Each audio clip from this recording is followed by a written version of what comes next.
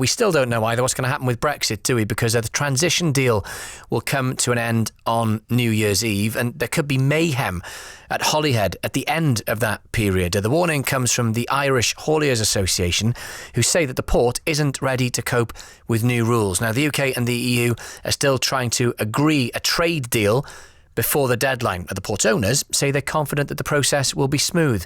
Let's get a UK perspective on this then. Rod McKenzie is from the Road Haulage Association. Rod, just a bit of context first of all, worth pointing out how big a deal, how big a port Holyhead is. The second biggest roll-on, roll-off after Dover, so that is a lot of freight going through all the time.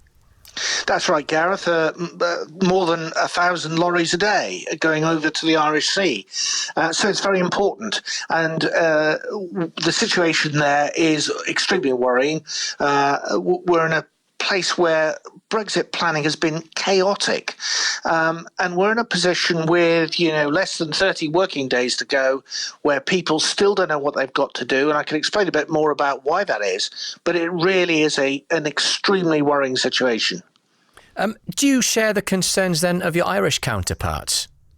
I think we're probably even more worried, if that's possible, because we've got a whole UK picture to look at, and every port, whether they're roll-on, roll-off, or container, is facing a real headache, and there are three principal reasons for that. One is an IT system that is untried and untested. And do you know what? We've had 4 years to plan for this, and we still haven't got anything that's remotely workable.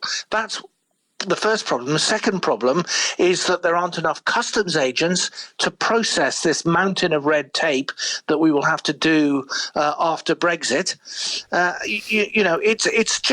It's a shocking situation, and it could have a devastating impact on an economy already reeling after COVID.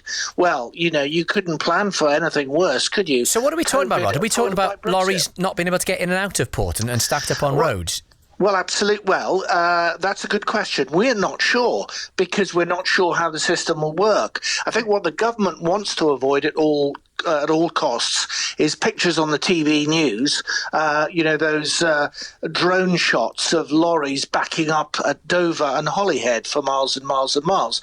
So the intention, I think, is to move them to where they will be less visible, and these are effectively what they call lorry parks. I would describe them as lorry holding areas in places like Warrington, and let them stew there until the paperwork is correct.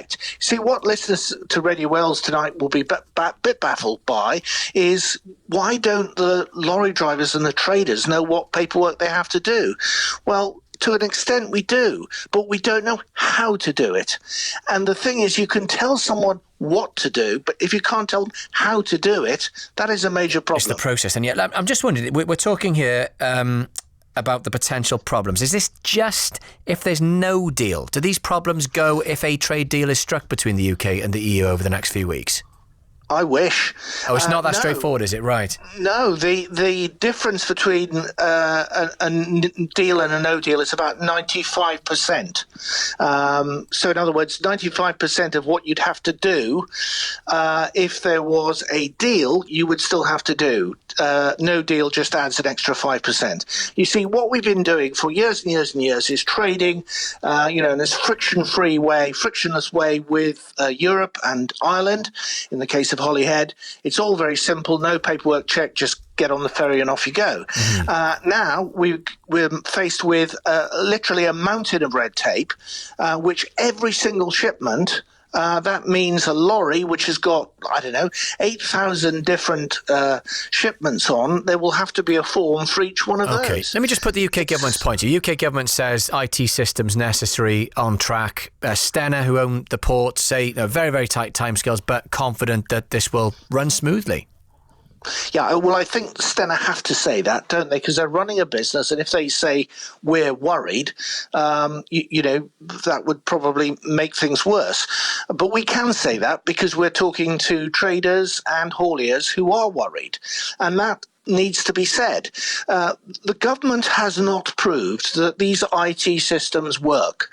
There is a particular problem in Ireland connected with the Irish protocol, which I won't sort of bore everyone with, but that creates another level of IT hell that traders are having to go through. So this is not a good situation, and the government has not gripped this. 2 years ago, I was in a meeting with the government where they said, do you know what, don't worry, Brexit will be fine. We've got this lovely new IT system called CDS, which will make it all work beautifully. Okay. Last month, they said, do you know what, it's not ready.